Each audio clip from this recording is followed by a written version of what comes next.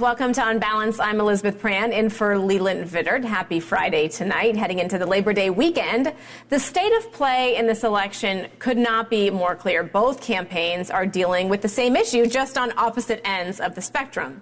The vice president finally did a sit-down interview. She's facing criticism for not saying enough. What would you do on day one in the White House? Well, there are a number of things. I will tell you, first and foremost, one of my highest priorities is to do what we can to support and strengthen the middle class. So what would you do day one? Day one, it's going to be about, one, implementing my plan for what I call an opportunity economy. On the other hand, this may not surprise you. Donald Trump's problem is he simply says too much. The fake news, you know what they say? He rambled. It's not rambling.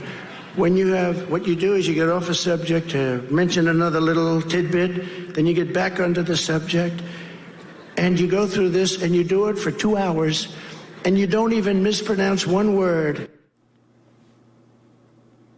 But when we return from the long holiday weekend, it's going to be all systems go for both campaigns. It's really the unofficial sprint to the finish line. Voters in North Carolina will start receiving their mail-in ballots 1 week from today. 4 days later, Kamala Harris and Donald Trump will debate in Philadelphia. And then former President Donald Trump is due for sentencing in his New York hush money case. The vice presidential debate will happen on October 1st, if you can keep all of that straight.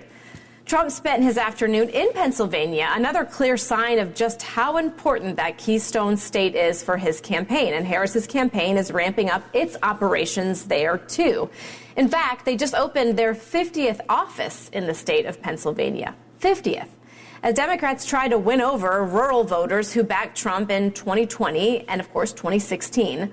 The latest forecast from our partners at DDHQ shows Harris holds a 54% chance of winning Pennsylvania. These are odds. They're not polling numbers, so it's a little bit in the weeds, but you get the point. And that's important because Pennsylvania is the biggest swing state prize. 19 electoral college votes are up for grabs. So whoever wins the state holds an 85% chance of winning the presidency. In her first interview, the vice president made the case to voters that her campaign is about moving forward.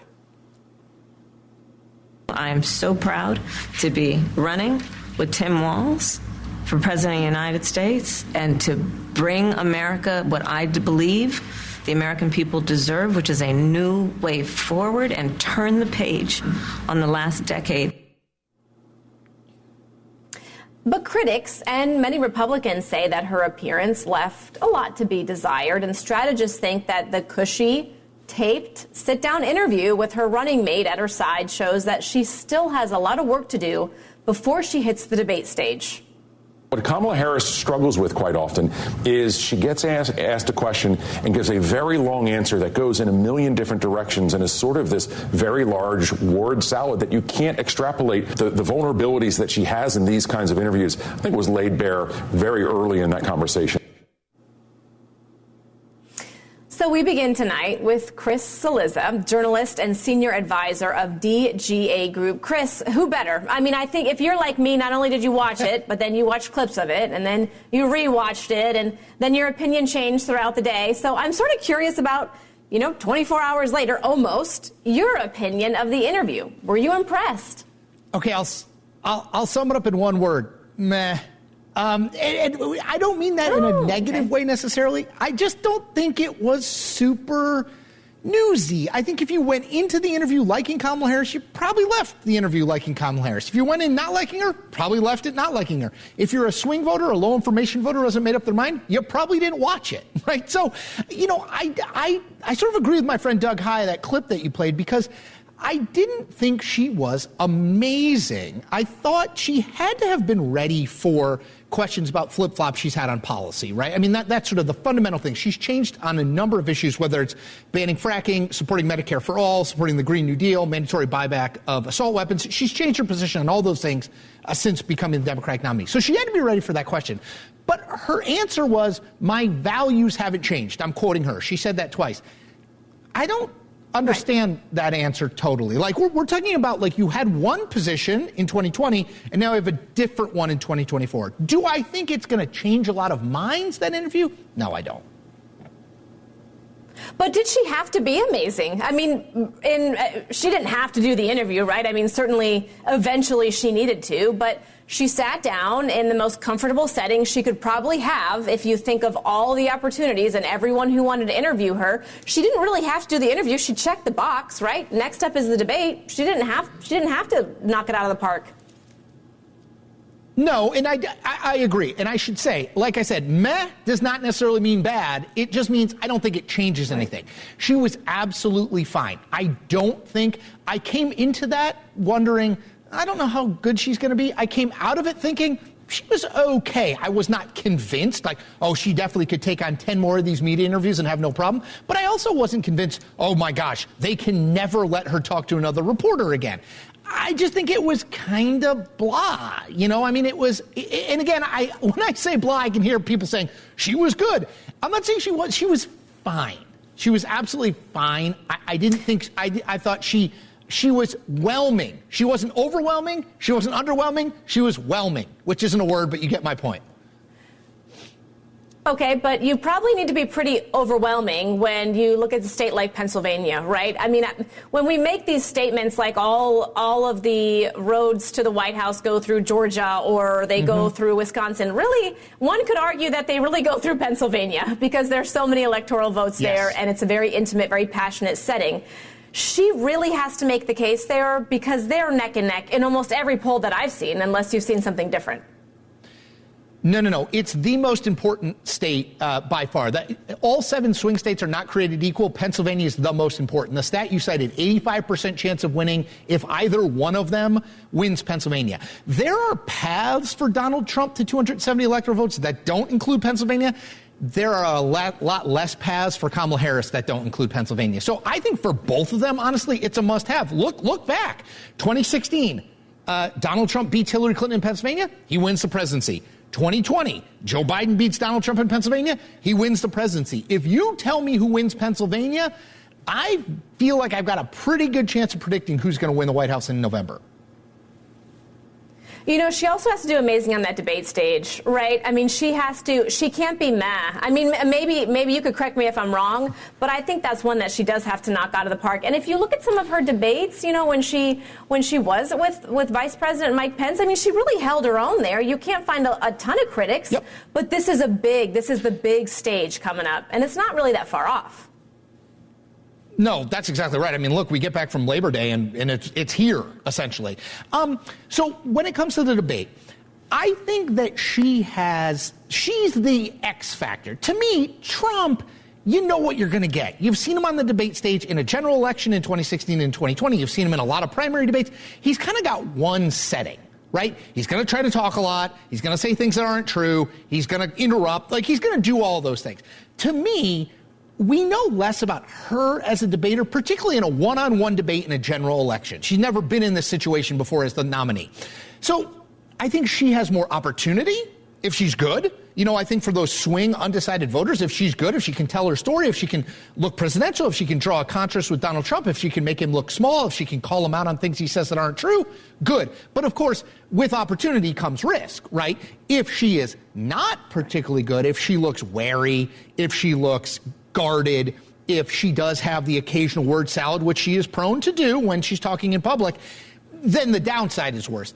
Again, Trump is going to go about 62 miles an hour no matter what. He might go 61, he might go 63, but he's not going 80 and he's not going 20. I think she has more variance and more potential to do that.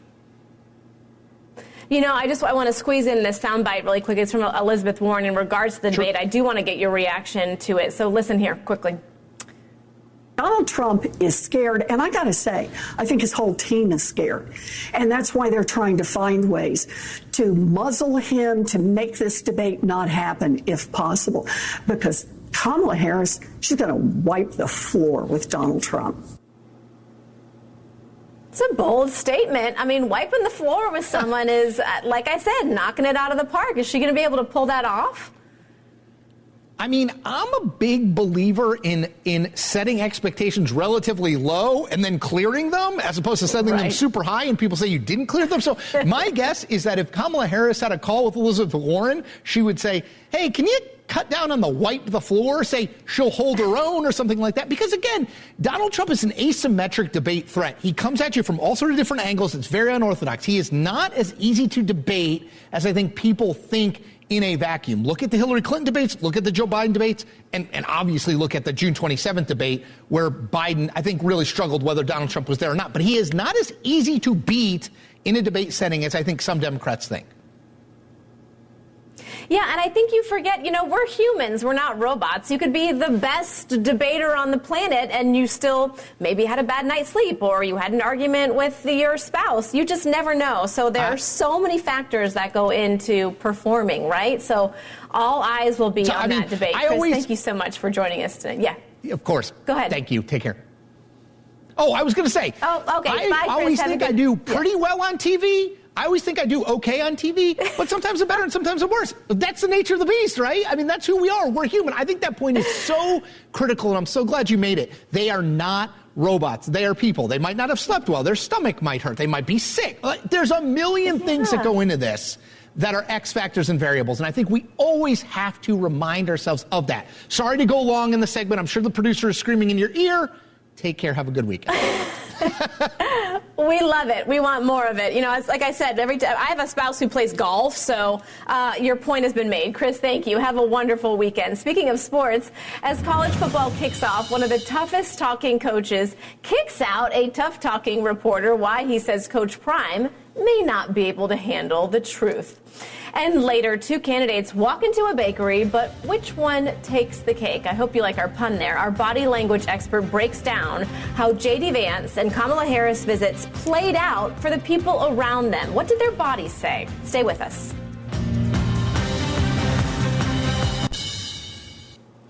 Welcome back. Just a short time from now, former President Donald Trump will be addressing the far-right group Moms for Liberty in our nation's capital. Some say it might be a little bit risky. Moms for Liberty wants to remove LGBTQ topics from classrooms. They want to take structural racism out of schools. As you know, they want to ban certain books and even get rid of the Department of Education. Moms for Liberty is an interesting choice for Trump, who has been slowly moving a little bit towards the center recently. Just this week, he said Florida's 6 weeks abortion ban was too short. But after a lot of conservative backlash, he retreated a little bit just today. So I think 6 weeks, you need more time than 6 weeks. I've disagreed with that right from the early primaries. When I heard about it, I disagreed with it. At the same time, the Democrats are radical because the 9 months is just a ridiculous situation. All of that stuff is unacceptable. So I'll be voting no for that reason.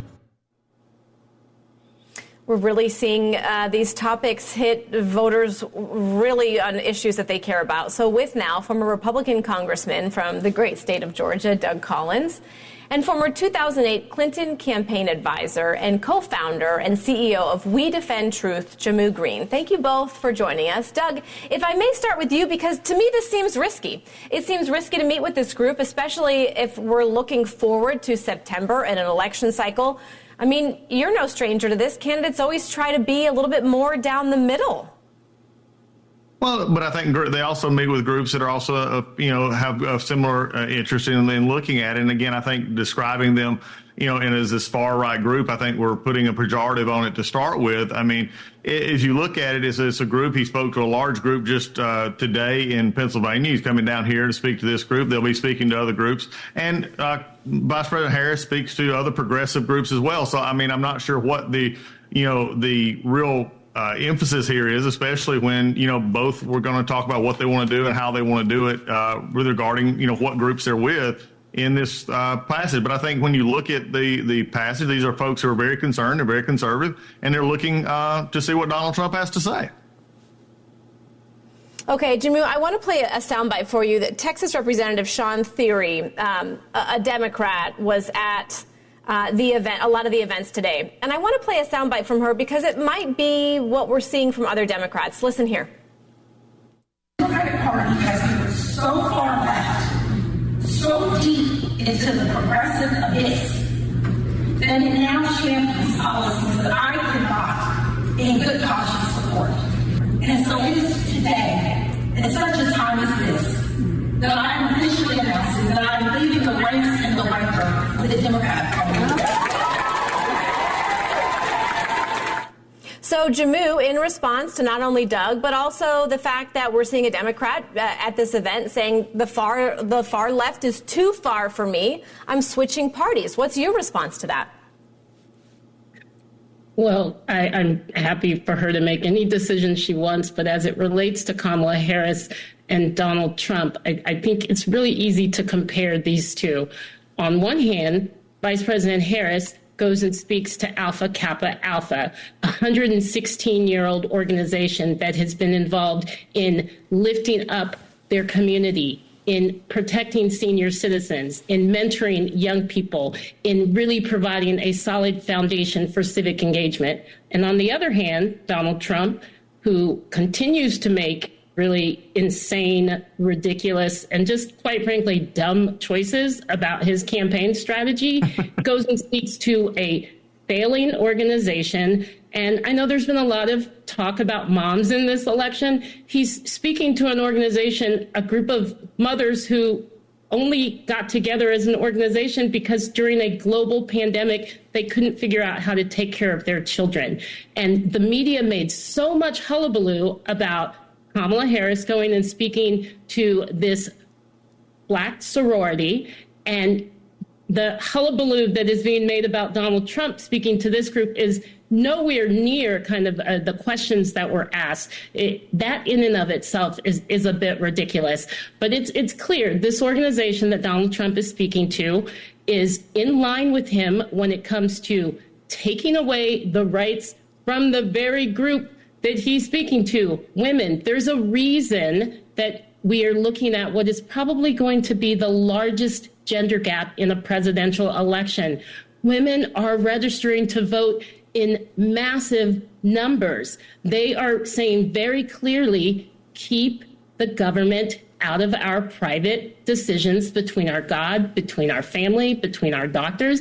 And he keeps saying, not only does he want to hold up the fact that he is the main person responsible for taking away Roe v. Wade. He wants to take away IVF. He wants to control birth control. He wants to make it even harder for women to make the decisions about when they have a family or if they have a family. And it's in the interest of time, Jammu, just because... Yeah, and I want to give Doug a chance to respond to a couple points. You mentioned the group taking away rights from women. So, Doug, I want you to be able to respond to that. And also the fact that women are not a monolithic vote. So, Doug, if you could respond. Yeah, no, well, every day it seems like the Democratic Party right now, especially, they want to wake up and talk about abortion. America does not wake up every day and talk about abortion. In fact, 80% of Americans believe there should be some restrictions on abortion, except for Democrats and the Democratic Party platform, which has no restrictions on abortion all the way to full term. Moms for Liberty during the pandemic wanted to be able to send their kids to school. They wanted to follow the, quote, science that we're now seeing was actually there on masking and keeping kids out. They're concerned that schools were not able to teach because they were not properly, especially in lower income neighborhoods, did not have the internet capabilities, did not have the way to educate kids. My wife taught for 31 years, and now we're talking about a group that says, how are we going to get these kids who lost time in classrooms, who lost time in school, to be able to move forward in this country? Again, to clarify this group as something that they're not is really sadness, but also to say that, you know, I'm glad that Vice President Harris goes to speak to a sorority or anybody she wants to speak to. But I think when it comes to issues, people are more concerned about, are they going to be able to pay for their groceries? Are they being able to pay for their gas and diesel, which has went up so much? Are they going to be able to look at an immigration control that's out of control, which has no border? They don't wake up every morning thinking about an abortion industry that kills, that they don't ever think about. They think about everyday items in their life. And I think this is the big difference in vision as you look before this country right now. I think Democrats are Doug and Jammu, last week talking about freedom. And no, you talk about abortion. That's what you did a minute ago. Okay. That's what you did a minute ago. I'm so and look at what is really at stake in this election, which is our 200. Spin it any way you want to. You want to talk about abortion. spin it any way you want to. You All want right, to talk about Jamil and Doug, listen, I love how you both are incredibly passionate. I'm grateful that you joined us tonight. I could talk to you for the rest of the show. Unfortunately, the producers aren't going to allow that. So, Jamil and Doug, thank you so much for joining us tonight. Have a wonderful weekend. Appreciate you. Take care. Donald Trump keeps attacking the vice president, and she keeps deflecting. So how are both sides using race and gender in this election? He suggested that you happened to turn black recently for political purposes, questioning a core part of your identity. Yeah. Any Same old tired playbook. Next question, please.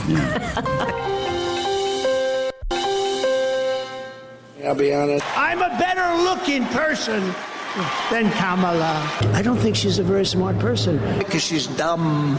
She said Kamala has one big advantage. She's a very beautiful woman. She's a beautiful woman. I didn't know she was black until a number of years ago when she happened to turn black.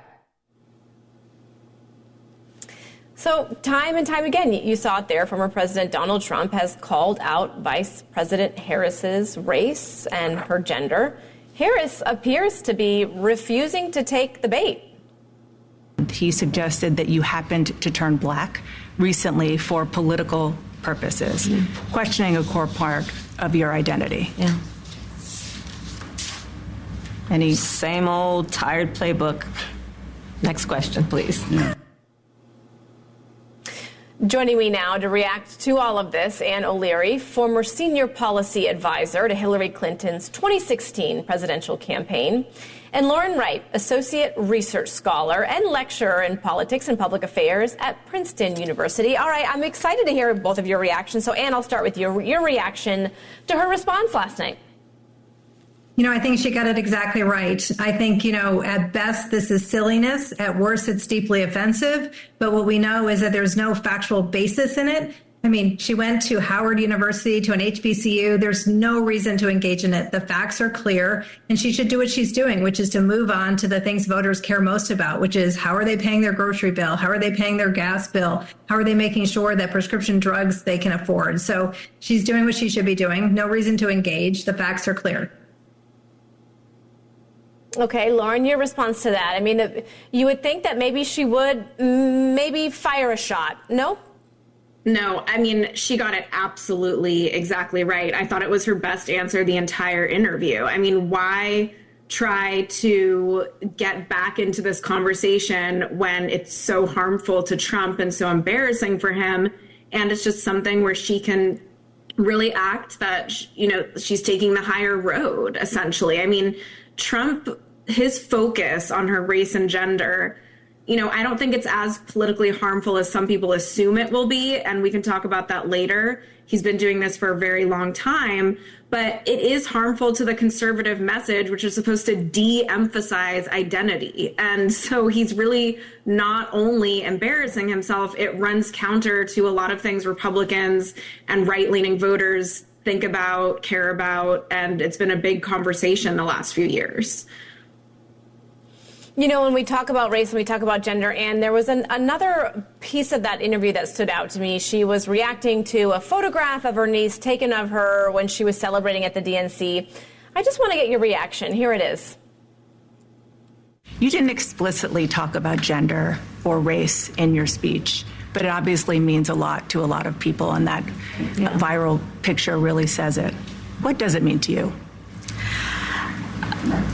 I am running because I believe that I am the best person to do this job at this moment, for all Americans, regardless of race and gender. So, Ann, she's really not engaging in that either, right? She could have said, I'm a woman, this is our time, America is right. She didn't say those words, right? Yeah. We're in such a different time than we were in 2016 when I was helping run Hillary Clinton's campaign. We were really proud, of course, that Hillary was the first woman to get to where she was and to be the first woman running for president at the general election stage. And we also had a situation in which women didn't quite, believe that the things that happened, which is the overturning of Roe v. Wade, our very freedoms being under attack, they didn't think that those things could happen. They couldn't really envision it. We're now, fast forward to 2024, and you don't have to tell anybody who Kamala Harris is, and you don't have to tell them what threats they are under in 2024. It's very obvious. And so that image of her niece, who I know is such a lovely family, and I think it's so iconic and it's inspiring. And I think anybody who knows her or who doesn't know her sees her can just see this is who she is. And so I think she's exactly right. We were all wearing white that night on the floor, the suffragette white, so proud. And she was there as the kind of a boss lady in her navy blue suit and coming out strong as ever. And I think that's what we're ready to see. So, Lauren, I do want to bring up a poll. This is a YouGov poll showing that in 2015, more Americans were ready for a female president than today. What is your reaction to that? That was a little bit surprising to me. Your thoughts? There have been studies on this. The results are really mixed. There is a percentage of Americans, extremists, who are not comfortable with a women president, and that number is very small. Some studies put it at about 5%. Some put it higher at about 15%, way across the board. But in general, women are winning elections at the same rate as men now. When they do run, they do very well. When they do get into Congress, they get more budget items and benefits appropriated to their districts. They're highly effective when they run, and they win at the same rate as men. So luckily, it's becoming a less relevant question. There's this huge gender gap between Republicans and Democrats. It's about 15 points. Donald Trump is right there. I look at his problems among women a little bit differently than most analysts. I can't believe all the things he says. Many people widely perceive them to be sexist. He's been saying it since he ran against Hillary Clinton, as I'm sure my co-panelist remembers very well.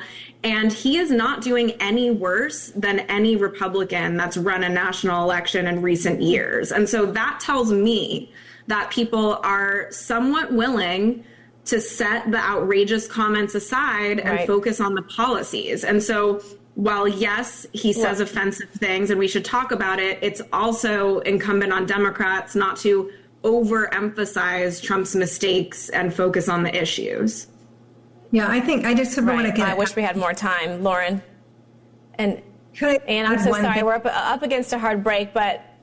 No worries. I mean, I just think it's really critical just to say that, I think that this is different this time, but we still have a battle, which is, Hillary did lose the white women vote. Yep. And there are many, families with, men who are voting for Trump. So I get it. We have work to do. And thank you so much. Anna, thank you so much. Anna and Lauren, I appreciate you both. A really interesting conversation.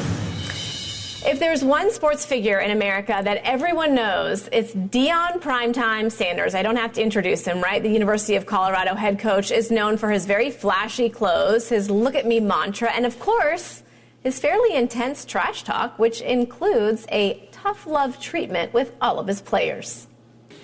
What we just did today was pathetic.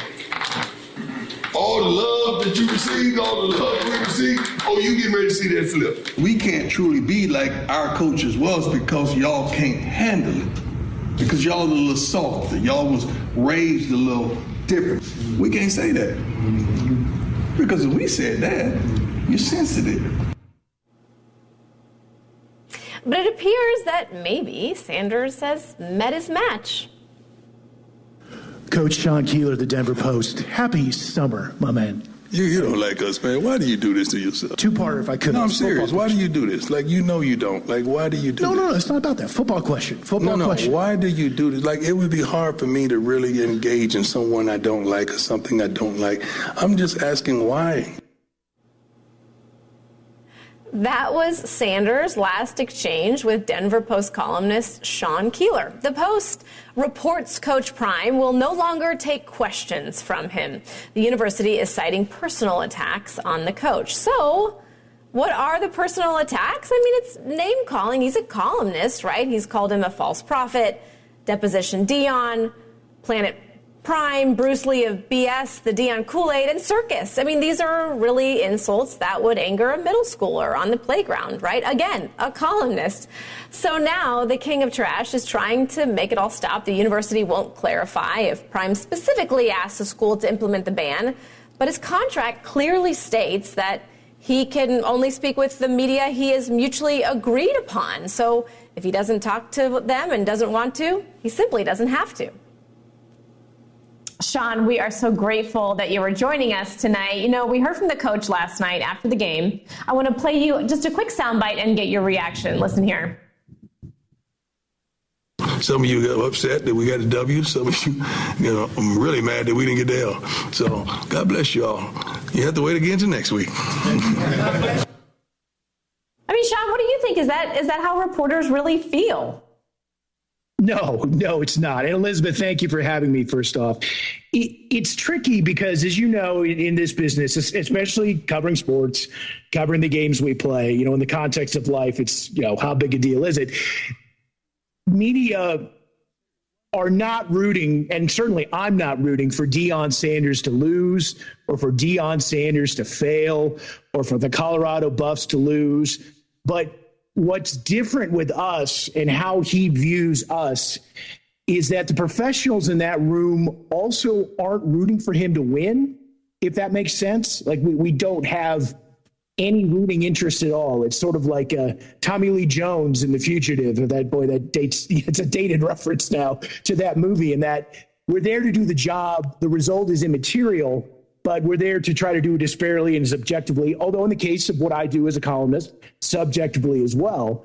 But we don't get any joy from Deion Sanders losing or from the Buffs being upset by North Dakota State. That's how Deion approaches this, is you're either with me or against me. None of that is about those specific facets of his life. It's about Deion Sanders, the football coach who is 5-8 at Colorado. And to my mind, he's no different than any other 5-8 coach and isn't talked about any differently than any 5-8 coach. It's about the results. It's not about the man.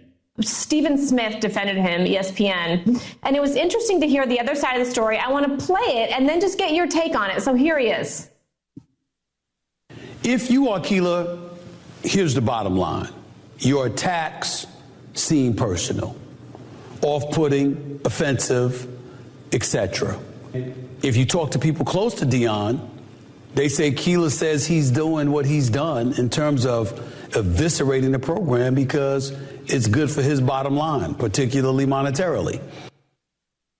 Okay, if you look at the bottom line, and if we're just going to talk numbers, he's brought a ton of money into the school, if I'm not mistaken, upwards of $280 million. So why not keep him happy? That's a bunch of coin. Right, well, and that's the school's responsibility to keep him happy.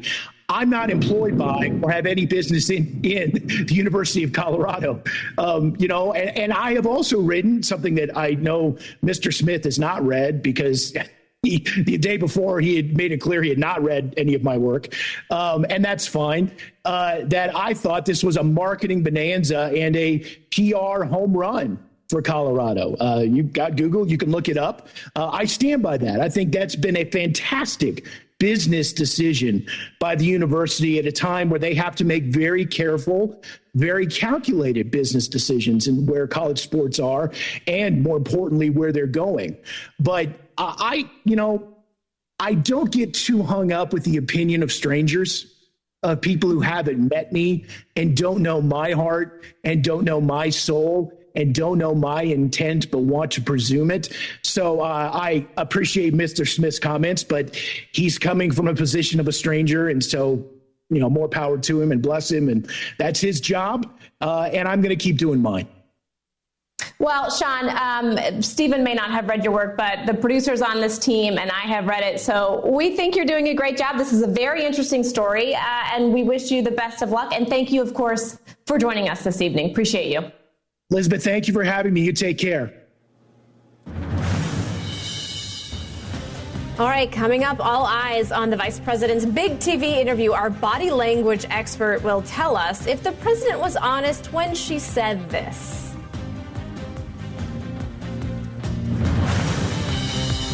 In particular in mind, we got 68 days to go with this election, so I'm not putting the cart before the horse, but I would. That is Vice President Kamala Harris's first interview since becoming the presidential nominee, saying she would certainly reach across the aisle and have a Republican with her in the cabinet. What we want to talk to today is a body language expert because her body may be saying something completely different. We have Chris Ulrich here, and he is the body language expert and founder of the See You in the Moment. So, Chris, I just want to get your reaction to that. It surprised me a little bit when the question came. I didn't know what she was going to say. She seemed fairly enthusiastic. She seemed to have a confident body language, but I'm not the expert. What did you see? Well, thank you so much for having me, Elizabeth. What we see there in that moment, the question may have surprised her, yet there's no hesitation. She looks right at Dana Bash and says, yes, I would. And then people are asking, well, is she possibly deceiving us because she's looking up? That could just be a moment of she's reflecting on who it might be. She even flashes a little contempt, not at the idea of having a Republican, but at the question of like, who's it going to be? Because she's much more focused on the election. So that's a very quick kind of move. And it's a lot of people will do that when they're thinking, who might it be? She's looking up to the air to pull in who it may be. So it's not a sign of deception. Okay, so there was another opportunity where she was asked about fracking. This is one of the issues where her policies have changed over the years. She had a similar body language. She sort of turned to her right a little bit. I want to play it for you because I want to get your reaction. Here it is. Right. What made you change that position at the time? Well, let's be clear. My values have not changed. I believe it is very important that we take seriously what we must do to guard against what is a clear crisis in terms of the climate. So it looks like she turned a little bit, maybe to the other side, actually, but her eyes kept on looking down. She wasn't making eye contact with the anchor. Your take on that? Well, Elizabeth, part of her baseline, that meaning how she normally carries herself. So whether she's on Jimmy Kimmel or she's on a panel discussion talking about reproductive rights, we will see Kamala Harris look down to her left. It's part of her baseline. It's her normal behavior. Earlier in that post, they asked her if she will will she keep fracking legal, and she doesn't look down. She instead, this is the hotspot, she looks right at the camera for emphasis and right at Dana Bash and says, I will keep fracking. I will not ban fracking. Fracking will stay legal. It will always be. I was the person who said the vote in 2020, the deciding vote. She is emphatically emphasizing with eye contact in that moment, fracking is safe if I become president of the United States.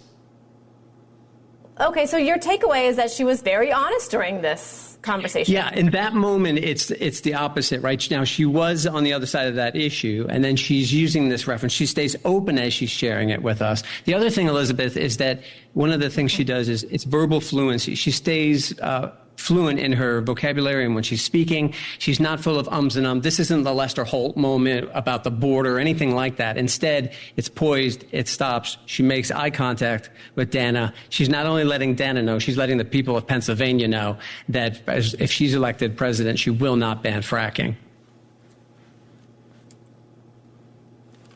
You know, that's really interesting. But of course, there's two sides to every story, right? So let's talk about the other side of the aisle.